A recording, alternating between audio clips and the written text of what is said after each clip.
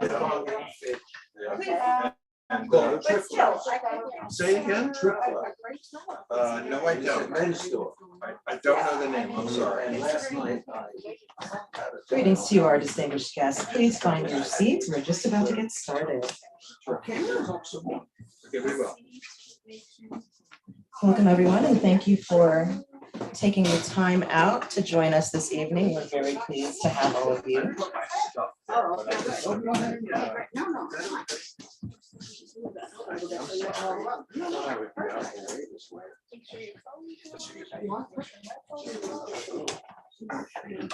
Thank you so much.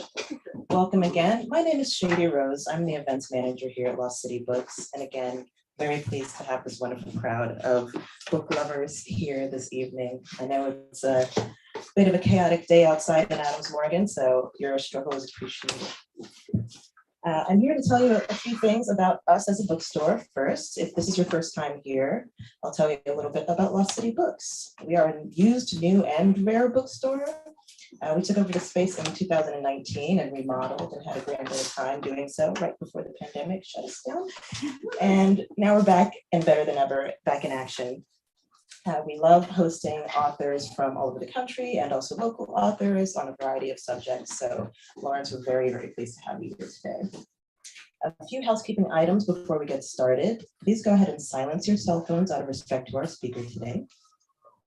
Just so you know, I guess the fire truck did not get the memo about silencing their ringtone there. Just so you know, this event is being live streamed. None of you are on camera, but later when we have our question and answer session, your voice might be part of the video, just so that you're aware. While we're here at the speaking table, Lawrence and I will be unmasked so that you can see his beautiful face and hear him a little bit better. We generally request that folks keep their masks on in the store. However, I can ask you all now, if you prefer to come to a consensus in the space that you would like to be mask optional in this room, you can say yay or nay, and we can agree to do that. Mask optional. Optional? That's great. Just remember that only applies to this room, and once you go out into the rest of the space, you gotta put that back on, okay? Thank you for participating in the consensus activity. Lastly, we will have a Q&A at the end of the talk, so please hold any of your questions and comments until that time. And we'll, after the talk is over and our Q&A is over, we'll have Lawrence graciously sign some copies of Cyprus for those of you who don't have yours yet, or if you brought yours with you. And we'll have more mingling and wine and friendly talk. Sound good? All right. Great. Without further ado, I would like to introduce Lawrence Stevenson. Please tell us a little bit about yourself. All right. Cyprus. I think most of these people know all they need to know about me. But thanks everybody for coming. It's fun to have this little gathering since we haven't had many gatherings for the last kind of 2+ years. So it's kind of nice to see friends and family who surprised me by coming up from New York. But I'm just out of interest. I know Pamela's been to Cyprus because she came there once with me. Anybody else here been to Cyprus? No. See, so I'm hoping by the end of this, you'll at least want to go because it actually is a marvelous, marvelous place. Been at the crossroads of history. You go back to Alexander the Great, literally the Romans who were there. So a lot of antiquities like you'd find in many of the Greek islands, but also wonderful people, frankly, on both sides of the island, whether it's the Greek Cypriots or the Turkish Cypriots. And so it's a wonderful place to go. And so hopefully when you read the book, at least I put one photo in there of a gorgeous beach because they do have gorgeous beaches and a lot of other reasons to go to Cyprus, great food. And, since they joined the EU, it's frankly a lot like the rest of the EU. I thought maybe I'd start off by telling you the why of Cyprus. And I'll tell you that although I'm here on my own, Glynis, my daughter, was instrumental and did a lot of the heavy lifting on this book. So we co-authored it, but she is busy working on her PhD over in London. So is not here today. And but she did several of the chapters when you do read the book, particularly around Russia, demographics, and the oil situation in the Middle East. So Dawn, given your oil background, that chapter in particular and what they found, the oil and gas offshore in Cyprus. But I got interested in Cyprus because literally in my time in the Canadian Army, I did 2 tours peacekeeping there.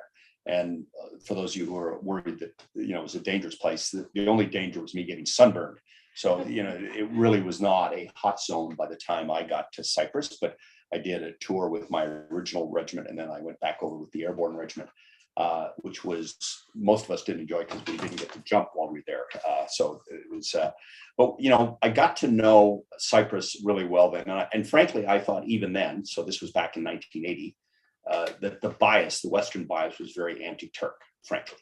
That, we lived on the Greek Cypriot side and people were not unbiased. Everything that went wrong in Cyprus was the fault of the Turks, which I must admit, I didn't fully agree with. And so I was always interested in trying to hear the other side of the story. Then 20 years ago, and we met very good friends, both Lee and Berna, when we lived in Paris. And my year of studying, not studying very hard, but studying at the Sorbonne, I wrote my thesis on Cyprus. And the reason was Cyprus at the time was applying to be admitted into the EU with the big enlargement that was happening in the EU.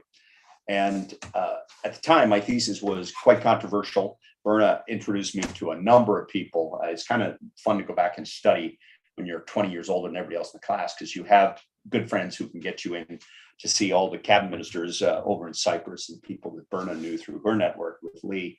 And so it was great that I got to hear the inside story from really both sides of the line, and a lot of the US folks that obviously were there as diplomats. And so I wrote my thesis, and it was controversial on the Greek Cypriot side because I basically said at the time that I did not think the EU should let them in divided, that if they let them in divided, it would stay divided. That the only way of reuniting the two ethnic clans was to say, you can come into the EU, but you can only come in when you sort out your problem. And the minute they said, no, you can come in divided, then there was no incentive, zero leverage for the Greek Cypriots to ever compromise to get to a deal. And so a lot of people told me I was wrong, that the minute that Cyprus was in the EU, that the Turks would capitulate and they would rejoin. Well, here we are 20 years later and wrote the book, and they're still not reunited. And frankly, I'll come back to kind of the recommendation in the book, which is again controversial on the Greek Cypriot side, but I'll come back to that.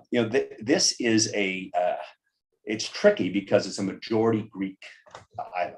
If you think it's about 82% are Greek Cypriots, 18% are Turkish Cypriot. So you'd say, well, gee, it seems pretty obvious, the majority, except that for 400 years, it was part of the Ottoman Empire, ruled by the Turks. So the minority ruled. And the other piece is geography, which is, it's very far from Greece and it's 40 miles from Turkey. So for the Turks, it's viewed as the dagger at the underbelly of Turkey. And they're never going to let their arch enemy be in control of an island that's 40 miles away from them. They view it as an unsinkable aircraft carrier that they're not going to allow be on the southern coast of Turkey. And so it really is a tricky situation. And it was relinquished by the Ottomans, by the Turks in the late 19th century to Britain as part of a coalition to help actually have Britain help them in their battle against Russia. So it became a British colony at the tail end of the 19th century. Ruled by the Brits as they would rule all their colonies, generally with a divide and conquer. Get the minority to be in charge of the majority, and the minority is on the side of the Brits, and that's the way we keep everybody in control.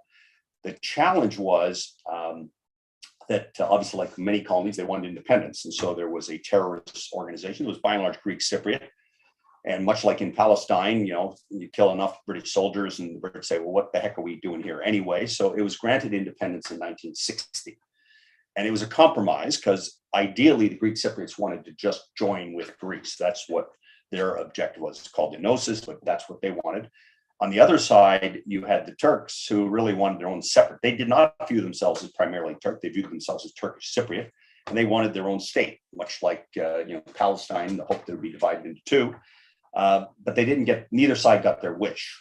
So like all things Brit, it was a compromise. So we will give you half a loaf, we'll give you half a loaf, but neither one of them was really happy. But the Constitution basically had minority right protections for the Turkish Cypriots. But the first president of Cyprus was a man by the name of Archbishop Makarios. Now, you already are starting off with a problem when you have an ethnic minority and you take the Orthodox Christian, who's the head of church, also being the head of state. When you have a minority, they're Muslim. So it wasn't thought of as let's compromise here. It was from the get-go, we're in control and we're only doing these things because the Brits are forcing us to. It led almost immediately to problems because the Turkish Cypriots had veto rights on the running of the government. The Greek Cypriots felt they shouldn't because they're the minority. And there was a lot of ethnic cleansing, killing primarily of Turkish Cypriots in enclaves in Cyprus. And it rose to a boiling point in 1964 because Makarios got rid of the Constitution. They said, yeah, that Constitution that granted us independence, we're not going to abide by that. You have no minority rights, and we're getting rid of it. And so that led to the United Nations sending peacekeepers in 1964, of which Canadians were in the first batch of peacekeepers that went. So it is the longest UN mission in history. Like, there's nowhere else in the world the UN's been there all the way since 1964 on a continuous basis. They've been there. And at the beginning, they were placed in hot zones. And that was basically the situation for 10 years.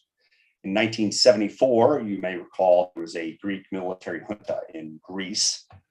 That military junta basically overthrew Makarios, even though he was very pro-Greek, and put in a terrorist, frankly, who wanted to annihilate the Turks and reunite with Greece. And he was very open about it, which is, we're going to get rid of all of you guys. And Turkey, which had been one of the original signatories of the independence in 1960, had the right to intervene if you changed the status quo. So they had that right in 64. They had that in 67, 68 when the tensions flared up. But at the time, the US was the power broker, and the US basically always strong-armed the Turks to do nothing. Like, do not get involved. We don't want battles between two NATO members, Greece and Turkey.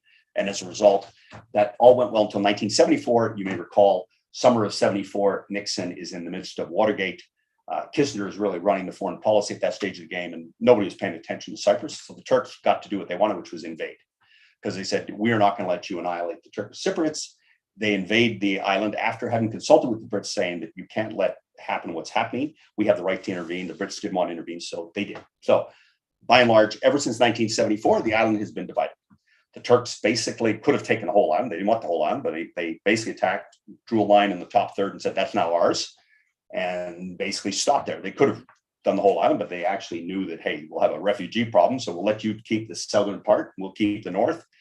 And it has never been recognized. So that top third of Cyprus has never been recognized as it's called the Turkish Republic of North Cyprus, but there's only one country that recognizes, and that's Turkey. And you can't fly to the Turkish side of Cyprus other than through Turkey. There are no direct flights anywhere there. So that's kind of the history of how we got to here. Fast forward to 2004, they applied to the EU.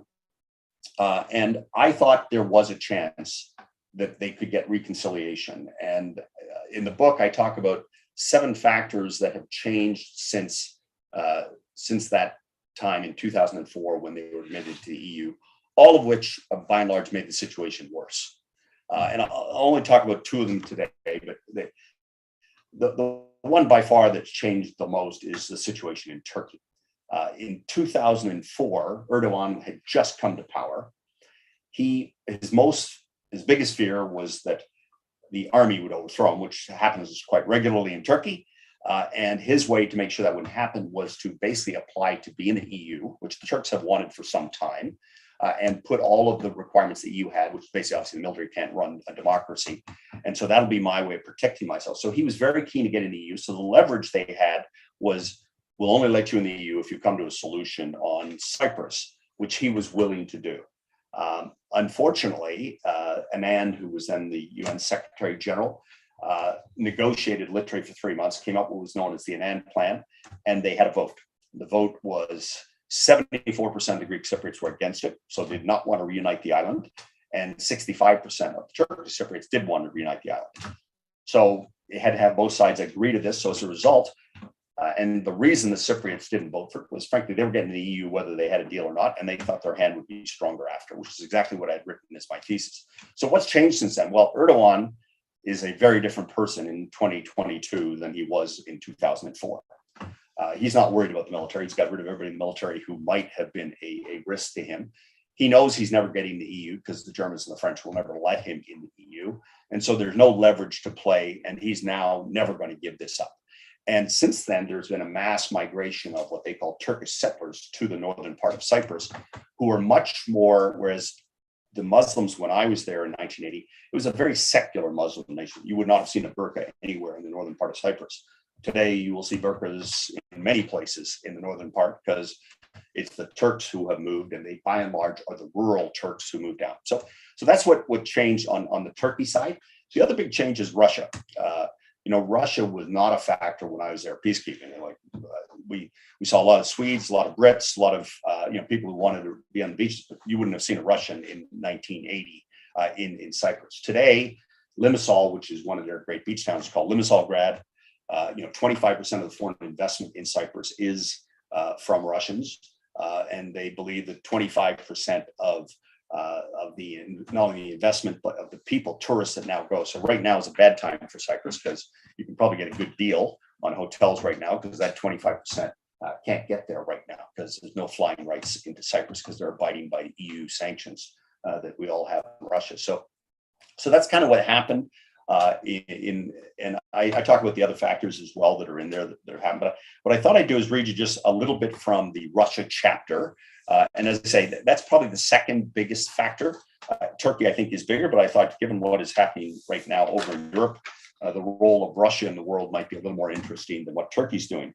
And so I'll just read a couple of excerpts from the chapter. It's chapter 10 of the book. And I'll quote, "Russia has not sought a resolution of Cyprus's division because it loves nothing more than destabilizing NATO and its members. Russians are just troublemakers in Cyprus, according to Lord David Haney, who is the British UN special representative to Cyprus. They just stir the pot. NATO is their enemy, so they support Greek Cypriots because that causes headaches for the West and for NATO. The fact that Russia and Cyprus scratch each other's backs has led to Cyprus maintaining a permissive stance on the Russian Federation's aggressions towards its neighbors. This permissiveness extends to Cyprus' decision-making at the UN. In 2009, Cyprus was the only EU member state that did not vote in favor of the Georgian refugees' right to return after Russia's onslaught against Georgia in August 2008. The collapse of the Soviet Union in 1991 added a new dimension to the Cypriot-Russian relations. The rapid privatization of Russian business after the fall of communism birthed the so-called oligarch class in Russia. Former government officials were able to acquire assets previously owned by the state, bilking the Russian people out of billions of dollars. But rather than investing in Russia, these newly wealthy individuals stored their financial assets in offshore bank accounts out of the reach of governments. Putin and the Kremlin are aware of this arrangement and enable it so long as the oligarchs remain loyal. As the Panama Papers revealed, Cyprus is a hub of offshore Russian banking.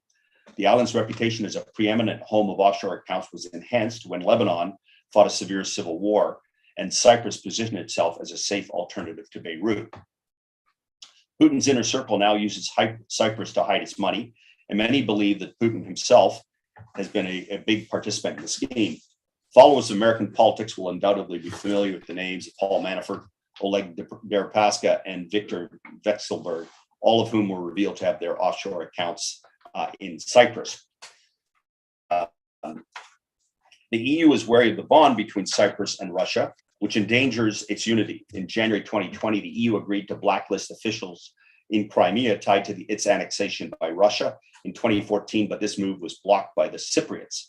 Because EU sanctions require unanimous approval from all 28 nations, Cyprus used its veto on the Crimea and to back Russia's unilateral seizure of Ukrainian territory. An EU diplomat expressed frustration about this dynamic, claiming that Cyprus' defined position is all the more surprising since Cyprus has enjoyed unparalleled solidarity from its EU partners over its dispute with Turkey. So it's interesting that for the first time, the invasion of Ukraine, Cyprus did go along with closing the air rights. So there was obviously tremendous pressure from the rest of the EU members to have them do that because the biggest investor in Cyprus is Russia. So it's kind of an interesting one. We'll see how it plays out. But I suspect if there are EU members that bolt from the camp, Cyprus will be amongst the first to do it, since the president, Anastidiades, runs a law firm that gets you a golden passport if you invest money in Cyprus. So they're pretty keen to get back in the good books of the Russians. So, the solution, and I'll jump to the tail end of what I think in Cyprus is, this is like a couple and they're never getting back together again. There is no solution. This is time for divorce. And what I say in the book is, just face it, there is no solution. The Turks will never allow it. The Greek Cypriots, all the young Greek Cypriots, imagine unless you're kind of over the age of 55, you've never lived with a Turkish Cypriot if you're a Greek Cypriot. So young Greek Cypriots don't want to get together. They think of Turks as something totally different. And so the only solution is division of the island. And like in any divorce settlement, it's to sit down at the table and say who gets the kids and who gets the cottage. There's a negotiation that has to happen as to which land goes back to the Greek Cypriots, which the Turks would be willing to give back some of the land in return for peace and recognition by the international community. And it's very clear that there would be money paid to the Greek Cypriots, much like the Palestinians who would not get to go home, because many of them obviously had homes in the north that they're not going to get to go back to. But if you talk to Greek Cypriots, their view is no, just like they did back in 2004 when I wrote my thesis, this will eventually resolve it because the Turks will capitulate. The Turks will never capitulate, and they certainly, under Erdogan, will never capitulate. So the solution is get a divorce, recognize the northern part of Turkey, Cyprus, as its own nation, or it may end up, unfortunately, at this stage again, becoming a province of Turkey, to be quite honest, because I would have thought the EU would let them in, which would be in the Cypriots' best interest. But I'm not sure Erdogan would allow that to happen, frankly, to have a Turkish Cypriot enclave that was now part of the EU when he's not in the EU, since all their trade is effectively with Turkey, which is 40 miles away. So anyway, I gave you the Cliff's Notes version of the book there without going through all the examples of the other factors. But as I say, it is a beautiful island. And if they could get to peace, because it's very hard to go to both sides of the island, you can't overnight on the Turkish side and you can't fly into that side. So you can go over for the day and visit, but you can't. It's not like a normal island. There's a UN peacekeeping force that divides the two ethnic tribes along the entire DMZ, which on my first tour, I was responsible for the entire island with my wrecking platoon, just going back and forth, making sure. And but as I said, the good news was nobody was firing at anybody. We were then 6 years after the war when everybody was firing at each other. So that's the book. And Glynis would have done a better job describing her chapters. Russia was one of her chapters. So anyway, that's it. Thoughts, questions anybody has? I realize not having been to Cyprus, and you couldn't have read the book. I was telling my good friend George that he was saying, I haven't read the book yet. And I went, well, you couldn't have, because actually, even though you may have pre-ordered it, the book actually hasn't been available yet. So it's hot off the press. Exactly. Where primarily do the Russians invest? On the Greek side or the Turkish side? All on the Greek side. The Turks and Russians are, by and large, literally for centuries, arch enemies. So this is kind of a weird period that we're in, because one of the things that I write on the book is Turkey has, when it got rejected by the EU, has turned to the east. So Turkey has a new mandate, which is we don't want to be solidly, I mean, up until then, it was a solid American ally. But you may have seen they just bought Russian surface air missiles, which is a massive issue, because that is a missile that is meant to shoot down F-35s. They were meant to get F-35s. The Americans said, you're not getting F-35 if you're going to have those missiles. And so one of the deals the Americans right now are trying to negotiate is get those missiles given to the Ukrainians who know how to operate them because of the Russian missiles. That deal hasn't been done yet, whether that deal ever gets done or not. But it is, Turkey has turned towards the Russians much more than would have been true literally even 3 or 4 years ago, as they try to balance the power between America and Russia. But all of the money is in the south. And it's a complete banking. If you invest 7 million euros, you get an EU passport. So almost all rich Russians have a Cypriot passport. So they got the Russian passport and they got their EU passport as well. And they own big blocks in Limassol and in Larnaca, which are on the south coast. By and large, that is they can go to the Black Sea, or up until recently, they could go to Cyprus, and they park their money there. So that's where they've been going. Is that where the wealth is in the south? It's funny. They're not good statistics on. Glynis and I had a fun thing while we were there, because we were on both sides. And I said, when you can't get good statistics, why don't we just count the number of luxury cars per car there are on both sides? How many Mercedes and Audis are there on the Turkish Cypriot side and on the other? And that's a really rough way to do GDP per person, but it's a one way. And what we came up with that the Greek side is about a 50% higher per capita GDP than, but they're both done well. And the Greek Cypriot side has done unbelievably well. When I was there in 1980, it literally was a third world country. You know, I remember we flew from Germany, and we landed in Larnaca, and it was like a 3-hour bus ride in an non-air conditioned two-way road, like you were in the Middle East. You go back there today and you're on the Champs-Élysées, you're Fifth Avenue, New York, you have all the same Louis Vuitton shops. So the Greek Cypriot side has got tons of EU money. You have a major kind of 3-lane each way highway that goes from Larnaca back up to Nicosia. I mean, the south is really rich. The north has gotten rich because the Turks are supporting it. You know, so they've been pouring money into the north side, but it's increasingly part of Turkey. You know, the settlers that are going there and the young Turkish Cypriots, because it's not recognized by anybody. If you go to university, there are more Turkish Cypriots in London and New York than there probably are in Nicosia. So, you know, they just said, hey, there's no future here for me. I'll go somewhere else, which is unfortunate because they are the ones who would like to reunify the island.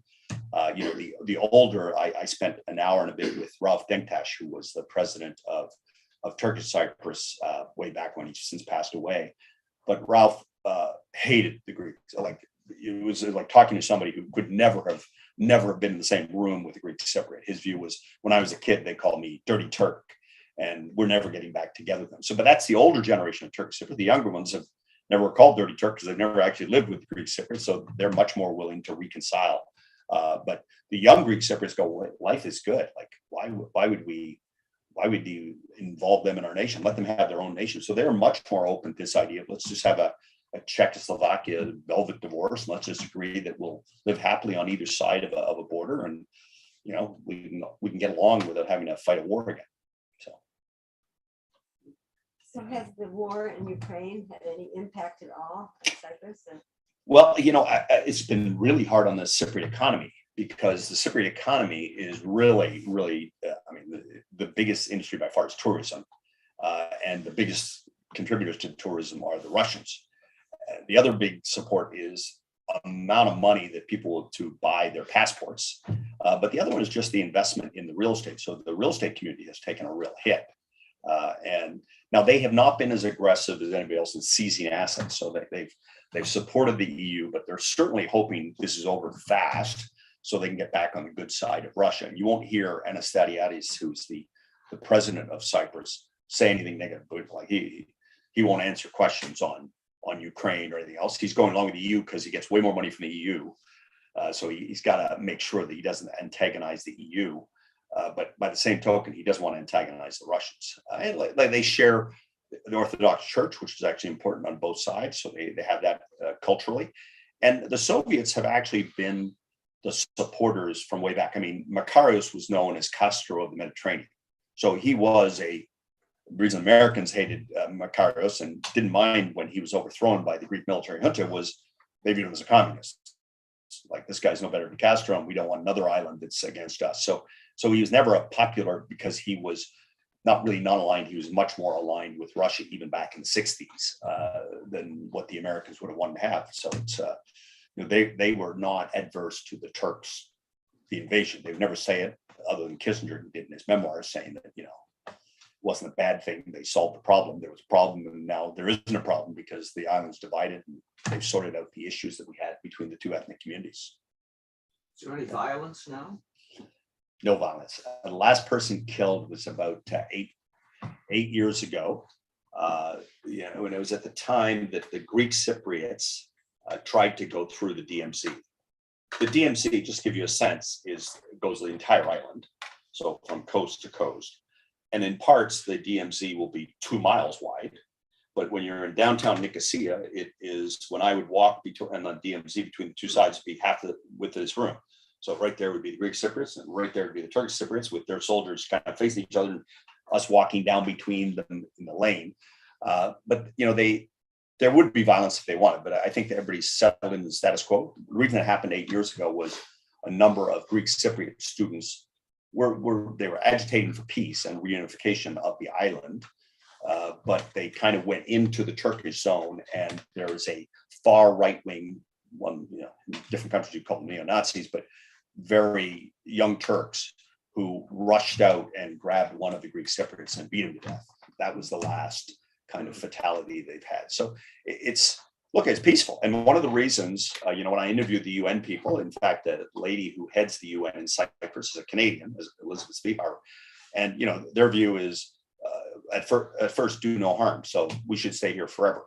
My argument to her was, I actually think the UN should pull out, because the only way you'll get these two guys the two divorced to sit at a table and negotiate is when they realize the UN's leaving, the Greek Cypriots will sit at a table and negotiate.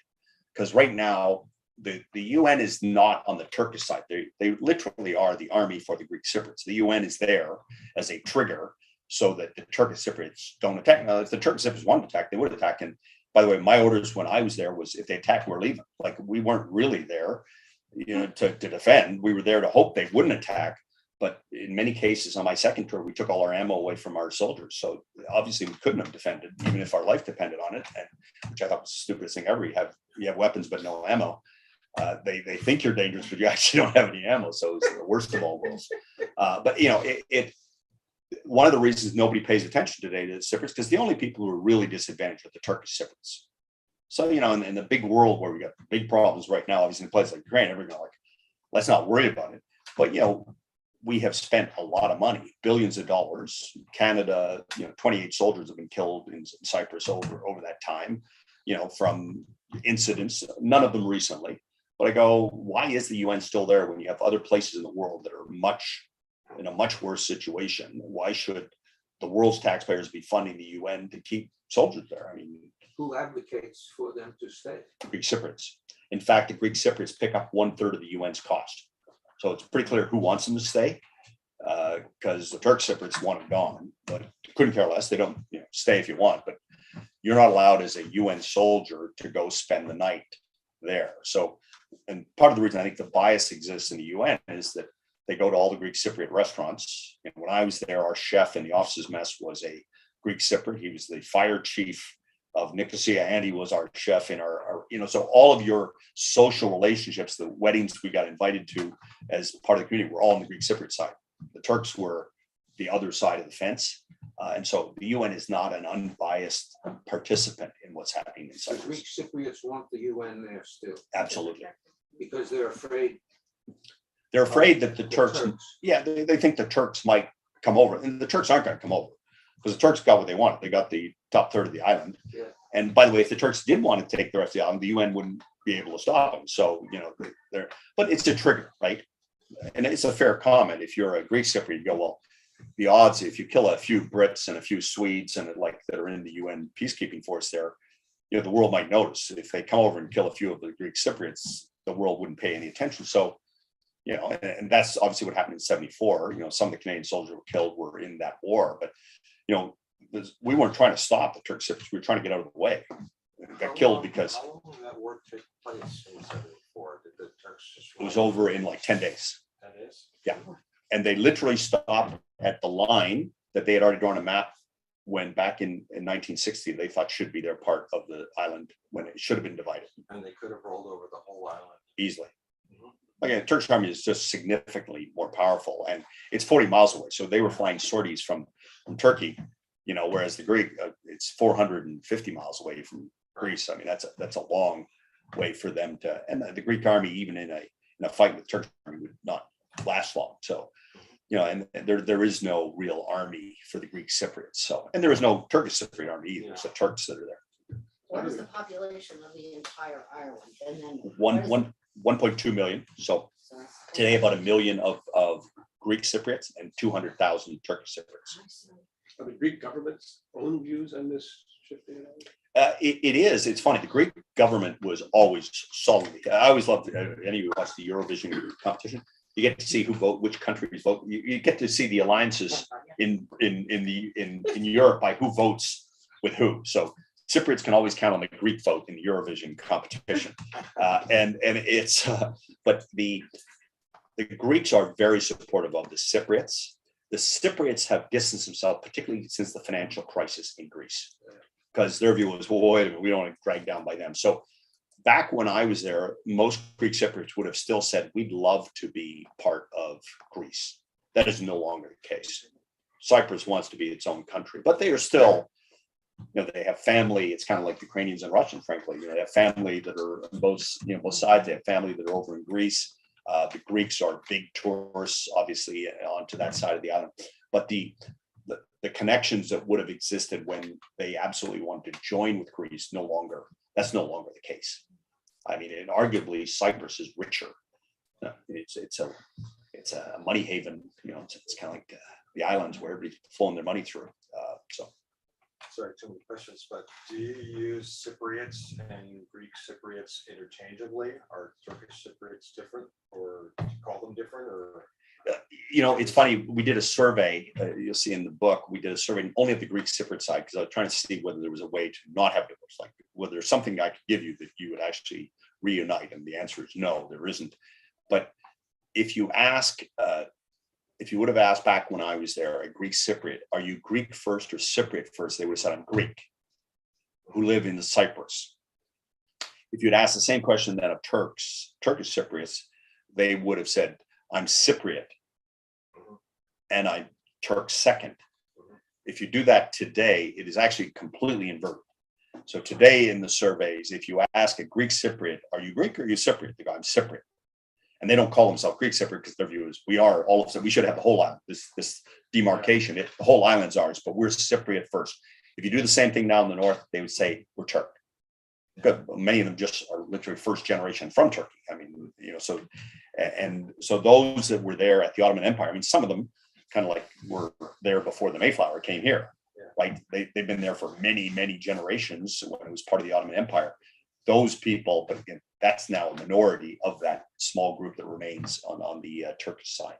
And was this all about geography, or was religion a part of it too? Religion and that, and like if you thought of it, religion was the big part, but it was ethnic. Like, so, because at the beginning it wasn't geography at all.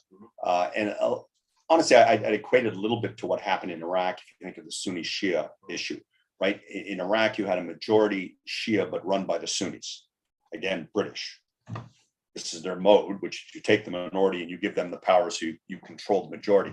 The same thing happened. So the police force in Cyprus, when it was under the Brits, would have been mainly Turkish Cypriot. So they elevated the minority, but the minute the Brits pulled away in 1960 and you had independence, all of a sudden the majority, much like happened in Iraq, where now the Shia go, wait a minute, we're the majority here, we're going to make the rules. That's what happened in Cyprus. And they never liked each other. Whenever anybody says, one of the myths I talk about in the book, they said, we always got along before the Turks invaded in 1974. That's completely untrue. We went to a village that the UN always uses a typical example where they live together. It's called Pila in Cyprus. They live together, but none of them go to the same cafes. None of them live anywhere near each other in the same town. And they actually have a UN presence in Pila specifically because they have the two ethnic communities there. So they definitely don't get along, and they never did get along because the Turks always believed this is our island. This was part of the Ottoman Empire. And now the Brits are gone. This should now all revert to us. The Greek Cypriots always said that this was really part of Greece. And it's the Brits who had promised us, that we would have our own homeland, and all of a sudden that they're now dividing it up and giving the Turks Cypriots all these rights that they shouldn't have under the Constitution. So I honestly think it's not solvable. It was solvable at a moment in time, and that was 2004, and that was only because there was tremendous leverage that both sides wanted to be in the EU. The EU had the power, but Greece played a very important role there, which was they basically said, if you don't allow Cyprus in, we won't allow the enlargement of all the other Eastern European countries. And so they played hardball. And so the EU said, well, we'll capitulate. We'll let in a divided Cyprus because we want to get the rest of the enlargement done. And since any one member could veto that, they needed Greece to be on board. So this case study for Cyprus, are you able to apply it to other places like Palestine or Northern Ireland or Rwanda, or is every situation unique? And well, it's funny you mentioned Rwanda because we went to Rwanda. And Rwanda is exactly the same issue, right? You have the Tutsi and the Hutu, and the Hutu are the majority, but you now have under Kagame the Tutsi who rule, and they rule with an iron fist. They're the favorites of the West because particularly the Brits now, they're going to be sending all their refugees to Rwanda. But in many of the parts of the world where there was a colonial power, I'm picking on Brits, but the French were the same in Lebanon and Syria. That by and large, the way to have controlled the majority was take the minority and give them the power and let them be your proxy in that nation. And the unfortunate part is once they get independence, the majority says, well, wait a minute, why are we taking rule? You know, why are these guys in charge? Like we're the majority. And so it happens. And I think the Brits, the French, the Germans, pick any African nation where this happened, they set the minority up to be the antagonists of the majority. And once the majority in any democracy gets, okay, we now make the rules, they by and large not big fans of the minority. You know, and so, you know, at the end of the day, you need some leverage. And usually these things end when one side wins. You know, Kagame has won in Rwanda. There's no fighting in Rwanda because you'll be killed. If I mean, much like Putin is doing around the world, Kagame is assassinating people in Johannesburg. I mean, it's, you know, if you're an opponent of Kagame, you're not going to live. That has nothing to do with Cyprus, but you know, I wish I could. Palestine would require 16 volumes of people who know a hell of a lot more than I do to figure out how you get that one resolved. But Jared Kushner's coming back to you. So who's your audience for your good idea for a divorce?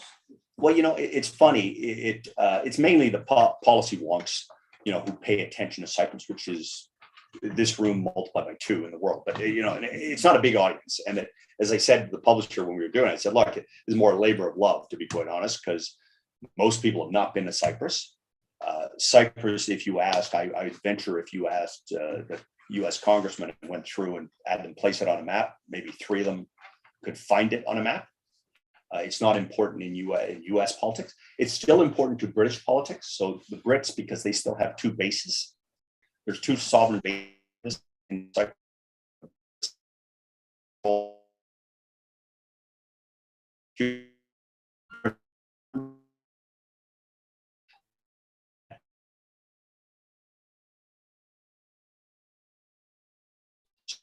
West intelligence in the Middle East, Syria, all the stuff that's happening in Israel, that the eastern part of Cyprus, that British base is used by all of the Five Eyes for gathering intelligence. So in the book, I personally argue that the Brits should give back those 2 bases. It doesn't belong to them. It's part of the colonial empire, and it belongs to the Greek Cypriots and the Turkish Cypriots, and there's no reason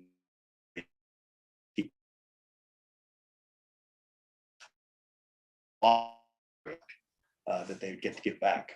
You know, so that's one of the deals of if the 2 sides come together, they could arguably, and in part of the 2004 negotiations, the Brits were willing to give back one of the 2 bases. Willingly were willing. They weren't willing to give up the one that is strategically important for intelligence gathering. And the divorce was tried once before, someone advocated for it once before or twice before. Well, you know, Rejected. the Turkish Cypriots have advocated ever since they got rejected, right? Because what the EU said, which the EU lied at the time in 2004, was if you both vote yes in the referendum, you'll be allowed in as a unified Cyprus into the EU. If one side votes no, and particularly if that is the Greek Cypriot side votes no, and we will integrate Turkish Cyprus. We will let them trade. So even though they won't be in the EU, we are going to stop the isolation of Turkish Cypriots. That didn't happen. Literally within months of the Cypriots being in, they vetoed everything that had to do with allowing the Turkish Cypriots to have anything. So the Turkish Cypriots have been for divorce for a long time. And if you talk, and we met with kind of 4 or 5 of the key cabinet ministers on the Turkish Cypriot government, their view is there's only one solution, is we got to have a divorce because we're never getting back together again. The Greek Cypriots, their view is we don't need to get divorced because I'm going to get the kids and the cottage and I'm getting it all. So like, you know, until you give me the kids, the cottage and all the money, I'm not willing to talk, which is, I think, grossly unfair to the Turkish Cypriots. But unfortunately, they're in the EU and the Turkish Cypriots aren't. You know, and it was thought of at the time of independence, much like Palestine. There was a view that we the Brits should divide this into its 2 parts because they will never get along. And had they done that at the time, that would have been the right solution. But you know, they decided no, we're going to force them to live together, and we'll come up with some compromise that obviously didn't work from the get-go. And what's the security cost on an annual basis for the Western world? It's about 100 million a year And a third of that is picked up by the Greek Cypriots. So, you know, the UN's picking up the rest of it. When I was there, it was actually great. We lived in the Leader Palace Hotel, which was the only 5-star hotel in Cyprus. So it had a tennis court and a swimming pool. So I had a really tough life as a UN peacekeeper. My second tour, though, I was out at the airport, which the Nicosia airport, one of the real casualties is they have a beautiful international airport that has never been able to use. So the UN soldiers, that's their base camp, is out at the airport. But look, it's a monumental waste of money, and it's a monumental waste of land. I mean, you've got a whole, in some cases, miles of DMZ that neither side gets to use. And, you know, 65% of the tourism pre the division of the island was on what is now the north. So the most beautiful beaches are actually north, but most people don't go there, you know, which is unfortunate. I mean, the greatest scuba diving in the world, if you go up on the north coast in Kyrenia, is just fantastic scuba diving, you know, just amazing place to be. And, you know, gorgeous, you know, antiquities and the Roman theaters and things. So it's a beautiful island, but, you know, other than the Brits who go there because a lot of them retire, it's the West Palm Beach for Brits, you know, get out of the clouds and head over to some sun. They go to Cyprus, but, you know, other than them and the Russians, not a lot of people are paying attention to Cyprus. And look, given what's happening in the world, I don't blame it. This is not the top of the UN's agenda. The Secretary General is not spending a lot of time, you know, in Cyprus these days, nor should he be. But every Secretary General since Dag Hammarskjöld has spent time in Cyprus trying to solve this issue. And I think it's a complete waste of time. They all go over there and say, and one of the questions that I wanted the survey firm to ask was, are you in favor of a bizonal, bicommunal, which is the way to bring these two together? And they said, no one will actually, they'll answer the question, but they actually don't know what that means. And so they'll say yes, but actually when you then go into the specific of what that means, then they'll go, no, I'm not for that. But, you know, there's no way of bringing the two sides back together again, because the Greek Cypriots want to be allowed to go back, much like the Palestinians say, well, I should get to go back to Tel Aviv. Well, yeah, actually, that deal's never happening. You know, the Greek Cypriots think, well, I used to live in Kyrenia, and that home that you're now living in, that's my home, and I want that back. I go, well, yeah, that deal's not happening either. You know, so it's really hard to put the puzzle back together again. I had a really different question. Yeah. What was it like to get this book done and out? What was the process you went through? Yeah, you know, so it was, I would say half the book, the core of it was what I wrote 20 years ago. So the history part and the lead up to the EU, that whole part of the book was by and large done. We had to, you know, I tried not to blow in the book and say, I told you so they wouldn't get together again, but that is what the thesis said 20 years ago. But most of the book that we now had to research was, okay, what's happened in the last 20 years? And Glynis and I divided up. So the parts that I had really done no work on, like oil was found, there's offshore oil that's been found. So Exxon's been, you know, trying to develop the oil there. There was no oil there in 2004. There were dreams of there might be oil, but so that changed. And she did a tremendous amount of work on the education system, how young Greek Cypriots and Turk Cypriots are educated. What's in a textbook on the Greek side and the Turkish side? And it's, as you would expect, Turk Cypriots, everything that's wrong in the world is because of the Greek Cypriots, and everything in the Greek Cypriots on the other side. So we kind of divided it up, but we went and did most of the interviews together in Europe and then over in Cyprus, so that we could, you know, just have two people listening to what their arguments were. It was in some cases quite controversial because, you know, the Greek Cypriots were, you got it all wrong, and we're trying to lecture us as to why, you know, we will eventually get back together again. I found the most helpful interviews were like Jack Straw, who wrote on the back, but who had been the foreign secretary in the UK. You know, I spent an hour with him in his home in London, and Jack had been one of the guys, I didn't know it at the time, but adamantly saying that the EU should not let them in divided. So that was his view, and he was the foreign secretary for the UK at the time. And so just had a great talk with him about what would he do, and he was solidly in the camp of, look, they're not getting back together again. So, you know, he would agree with this. But if you ask anybody in the UN, they go, yeah, we haven't given enough time. You know, 64 till now, not enough time. Let's just see if someday they learn to love each other. But you know, it was fun to do because frankly, it was a great project to do with Glynis. I mean, it was just you know, she's a much better writer than I am, and so she corrected a lot of the kind of the writing that I did, and but it was also fun to watch her because she is no one has ever called me. I was not a great UN peacekeeper. Glynis is a UN. She would fit in nicely, trying to get along. So it was kind of fun, me asking the antagonizing questions, and Glynis trying to calm the other side down. So that was fun. That was fun. All right. Well, listen, thank you everybody for coming. It was great to see you here. All right. Before we close out, can we let our audience and our viewers at home know where they can keep up with your work and find out a little bit more about what you've been working on, and also Glynis as well, I know, who wasn't able to be here. And if you happen to have a little bit of information to share about that. There'll be much more work from Glynis than from me, because I'm not working on anything that's book related right now. But Glynis is doing her PhD in art history, so I suspect she'll be publishing a book before I do. And it'll be more related to art history than it will be to history. So her thesis right now, interestingly, because of what we did on this book, it's not related to that, but her thesis is about the other in 19th century European art. So how the other is personified in the art. So it's kind of interesting because this was, and at one stage in the book, we had pieces of art that Glynis had chosen for each chapter. And the publisher thought we were trying to meld too much of her work into this book. Okay, you guys are force feeding this, so let's not go there. So it didn't make it in, but we had some great pieces of art that Glynis had found. It was going to explain, the battle between the Greeks and the Turks over many centuries. So that would have been kind of fun. That's cool. Glynis, if you're watching, definitely share that in the live chat. I hope she's not up right now. And for those of you watching at home, you can grab a copy of Cyprus on lostcitybookstore.com. We have a few available. We might have some left after the end of this event, but we can always order more for you. And now, if you would like to, audience members, have your books signed and mingle a little bit more, there is still more wine, and you're welcome to stick around. Thank you all again for All coming. right. Thank you. Thank you. All right.